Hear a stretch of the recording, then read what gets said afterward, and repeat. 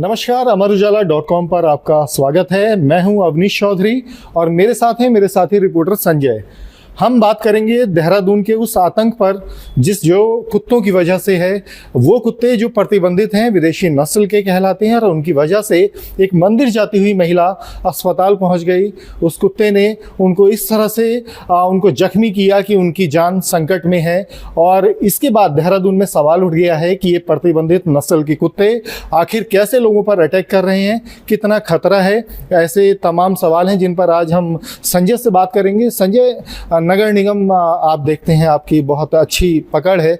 जिस तरीके से हम देख रहे हैं कि ये केस आया है, रॉटवीलर कुत्ते ने एक महिला पर हमला किया और उनकी हालत आज खतरे में है। संजय, कुत्तों के पालन के लिए क्या नियम है, किस तरह की सावधानियां बरतनी चाहिए?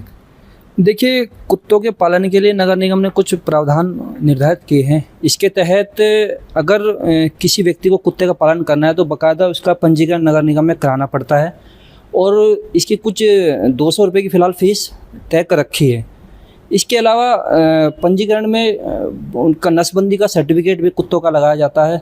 साथ ही इसका जो एंटी रेबीज़ की वैक्सीन है वो भी डॉक्यूमेंट उसमें लगाना पड़ता है। इसके अलावा ऐसे भी कुछ कुत्ते हैं जिनको 12 मार्च 2025 को भारत सरकार ने बैन कर दिया था।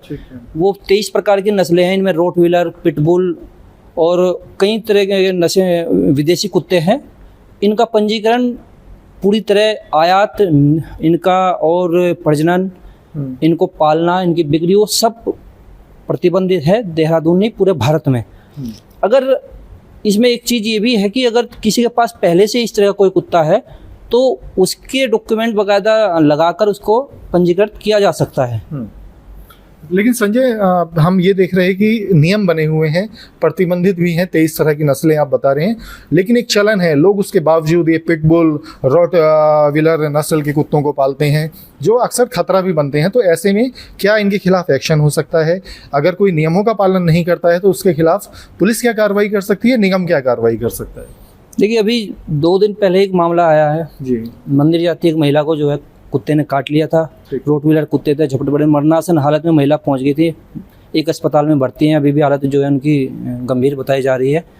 तो इस मामले में पुलिस की तरफ से भी FIR जो कुत्तों के मालिक हैं उनके खिलाफ दर्ज कराई गई है और आरोपी को गिरफ्तार भी कर लिया। लेकिन एक्ट इतना मजबूत नहीं है तो थाने से जमानत खैर मिल गई उसको। नगर निगम की तरफ से इसमें ये कार्रवाई की जा सकती है कि यदि उसका पंजीकरण नहीं है तो उस पर जुर्माना नगर निगम लगा सकता है। इसके अलावा यदि कुत्ते वो इस तरह के हैं कि वो ज़्यादा आक्रामक है तो उसके संबंध में उनको अपने ABC सेंटर भिजवा के इसको जो कुत्तों का जो शेल्टर होम है वहाँ से उसको भिजवा सकते हैं। लेकिन वो उसका परमानेंट वहाँ नहीं रख सकते। उनको यथा स्थिति में सुप्रीम कोर्ट का आदेश है कि कुत्ते आप जहाँ से उठाओगे उनको वहीं छोड़ना पड़ेगा। ये भी कोर्ट का आदेश है।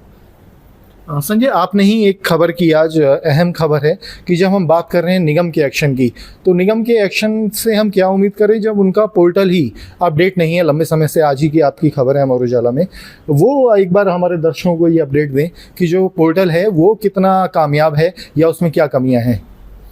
देखिए, अभी तक जो सुनने में आया है, नगर निगम का जो पोर्टल बना हुआ है उस पोर्टल में कुछ खामियां थी।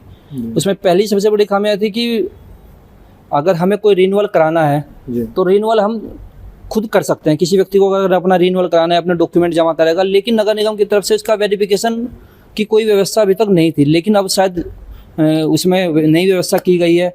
अब बाकायदा अगर आपको रिन्यूअल कराएंगे, कोई भी व्यक्ति देहरादून का अपने कुत्तों का पंजीकरण का रिन्यूअल अगर कराता है, नवीनीकरण कराता है, तो वो डॉक्यूमेंट अपलोड करेंगे। डॉक्यूमेंट अपलोड करने के बाद वो व्यवस्था फिर संबंधित अधिकारी के पास जाएगी, वहाँ से वो अप्रूव होगा और जांच के बाद होगा। शुक्रिया इतनी महत्वपूर्ण जानकारियां शेयर करने के लिए। कुल मिला के ये स्पष्ट है कि कानून भी बने हैं, नियम भी बने हैं, निगम के नियम हैं और कानूनन ये है कि अगर आप प्रतिबंधित नस्ल के कुत्ते पालते हैं तो उनकी देखभाल करना आपकी जिम्मेदारी है। अगर आप उसमें लापरवाही बरतेंगे और वो कुत्ते अगर किसी पे अटैक करेंगे तो पुलिस आपके खिलाफ संबंधित सेक्शन में मुकदमा दर्ज करेगी। नगर निगम भी कार्रवाई करेगी। जैसे इस रॉटवीलर वाले मामले में निगम की टीम उस मौके पर पहुंची, उन कुत्तों को शेल्टर होम ले जाने के लिए। हालांकि अभी वो कुत्ते मिले नहीं हैं, उनको शायद गायब कर दिया गया है। तो अगर आपके आस पड़ोस में भी इस तरह के खतरनाक नस्ल के कुत्ते हैं तो आप निगम को और पुलिस को शिकायत कर सकते हैं। देखते रहिए अमरउजाला.com, हम आपको ताज़ा तरीन खबरों से लगातार अपडेट रख रहे हैं। अगर आप ये वीडियो YouTube पर देख रहे हैं तो हमारे चैनल को सब्सक्राइब करें और बेल आइकन को दबाना ना भूलें। अगर आप Facebook पर ये वीडियो देख रहे हैं तो हमारे पेज को लाइक करें।